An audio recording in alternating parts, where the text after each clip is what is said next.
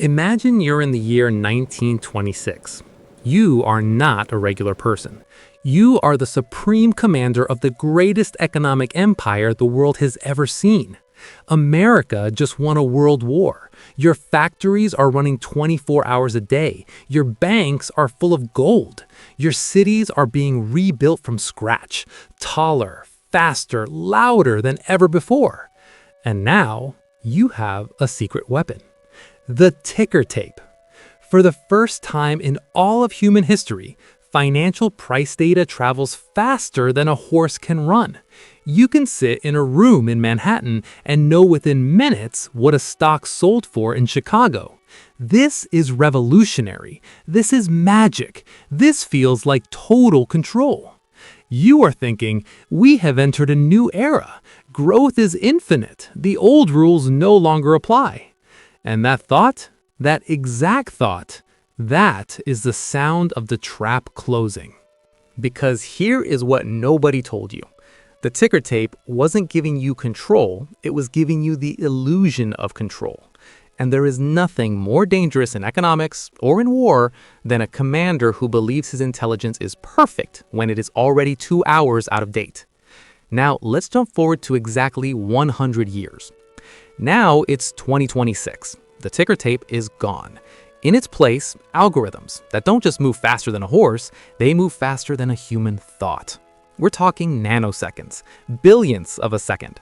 Your morning cup of coffee takes longer to pour than these systems take to execute 10,000 trades. And everybody, the banks, the hedge funds, the governments, the financial media, everybody is saying the exact same thing they said in 1926. We are in a new era. Technology has changed everything. The old rules no longer apply. My friend, welcome to the most predictable trap in all of financial history. Today, we are not talking about charts. We are not guessing about the future. We are performing a forensic autopsy, going through the archives, side by side, year by year, to show you why the 100-year crash cycle is not a theory. It is not a coincidence. It is mathematics. And mathematics does not care about your feelings, your portfolio, or your political party. Stay with me. This is going to get uncomfortable, and that is exactly the point. Before we go any further, let's quickly identify the commanding officers, because every crash in history has the same structure. Someone is in charge of the supply lines, and at some point, they make a catastrophic decision, usually out of greed, and almost always while convinced they are being smart. In 1926, the generals were simple to identify. You had Andrew Mellon, Treasury Secretary and one of the wealthiest men alive, whose entire policy was to cut taxes on the rich and let the markets self-correct.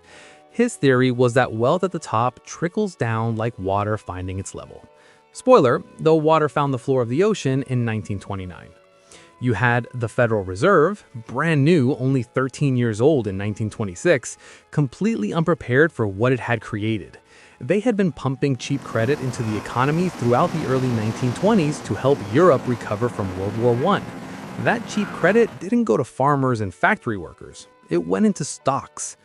And you had ordinary Americans who had never invested in the market before, now being told by their neighbors, their barbers, their newspapers that stocks only go up, that you'd be a fool not to buy, that this time really was different. Sound familiar? In 2026, the generals wear different uniforms, but they are running the same playbook. You have central banks around the world that spent over a decade, from 2008 through 2022, pumping trillions of dollars into the global economy through quantitative easing. That's a fancy term for printing money and buying assets to keep prices high. Where did that money go? Into stocks, into real estate, into crypto, into a system now so inflated that the slightest pressure causes tremors. You have algorithmic trading systems controlled by a handful of enormous firms that now account for the majority of all stock market volume. These systems do not think. They do not feel fear. They simply react. And when they all react at the same time to the same signal, that's not a correction. That is a controlled demolition. And you have ordinary people, again, being told that index funds always go up, that real estate never loses, that AI will make everyone rich. Different weapons, same battle plan, same outcome being written in the archives right now. Let's get into the first mechanism, the first way the math kills you. Speed.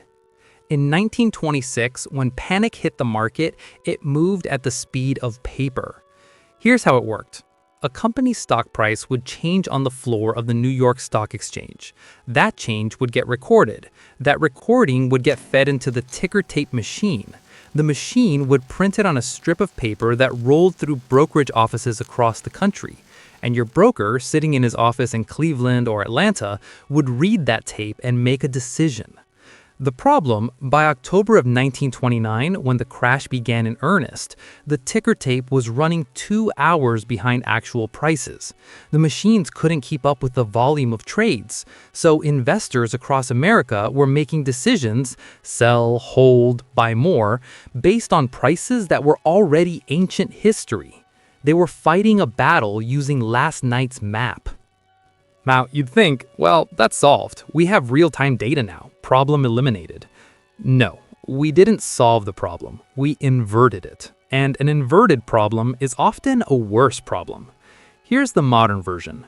In 2026, our algorithms react in 2 milliseconds. That is 0.002 seconds.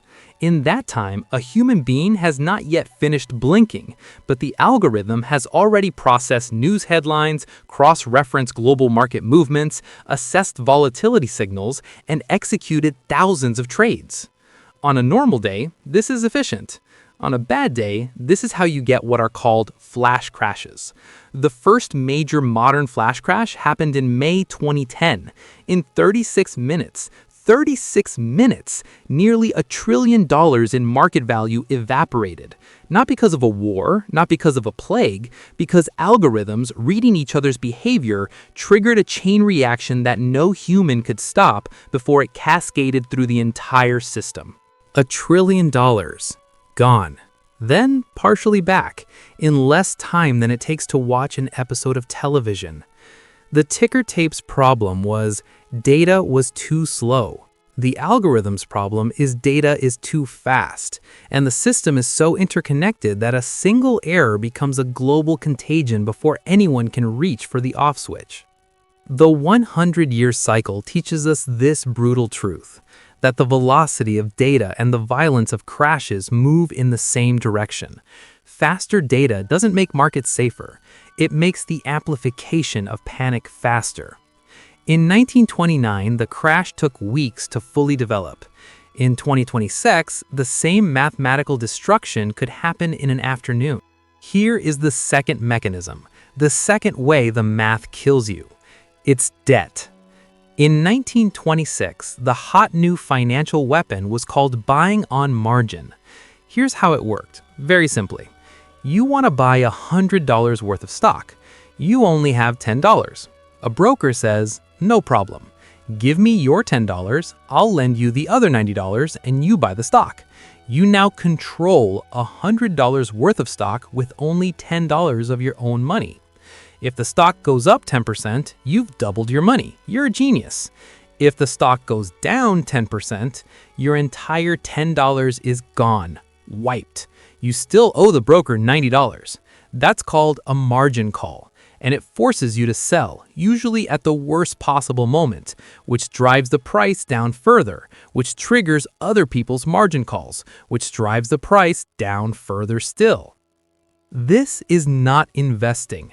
This is a financial chain reaction, a domino rally where someone removed the floor. By 1929, approximately 40% of all stock purchases were being made on margin. Entire fortunes were constructed on a foundation of borrowed money. When prices started falling, the margin calls came in waves, and the ticker tape couldn't even keep up with the volume of forced selling. Banks failed. Savings disappeared. In 3 years, the U.S. stock market lost nearly 90% of its peak value.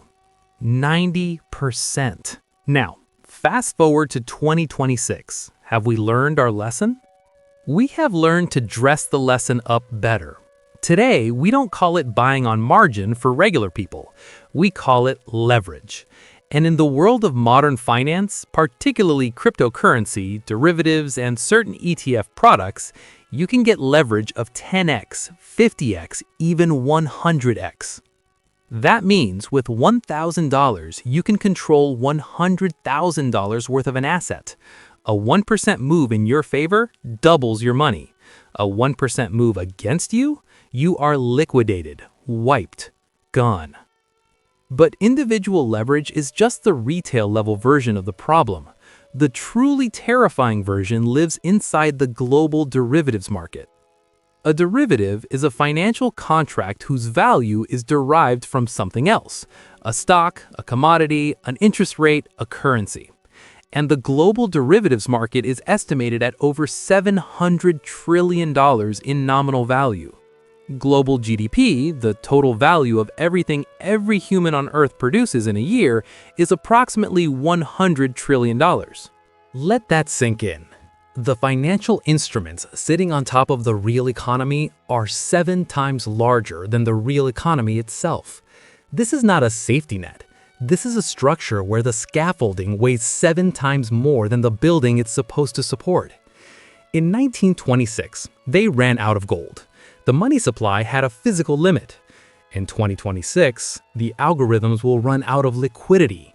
The moment real panic hits, the moment large enough players start pulling out at the same time, the system discovers that the money it thought was there is actually a promise built on a promise built on a promise. And promises, unlike gold, can disappear overnight.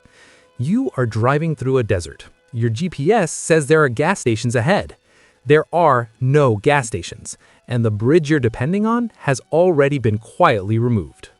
There's a part of this story that the financial analysts don't like to talk about, and that's the human geography of a crash. When markets collapse, the pain is never distributed equally. In 1929, the people who lost the most weren't the billionaires.